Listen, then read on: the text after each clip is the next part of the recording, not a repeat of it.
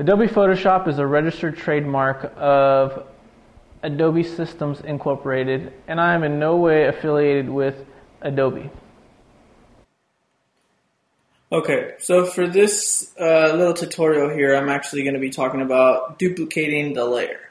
Now, duplicating the layer we have done, like we have done earlier, is basically just Command and Control J. But before we do that, we want to click down on the very first layer, and now we want to Command and Control J. Actually, you don't want to click on that one. You want to click on the top one. I'm sorry. Hit Command and Control J, and that way it duplicates the master layer.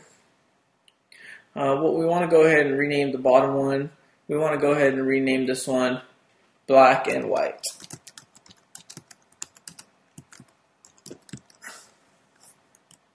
As you can see, I just did.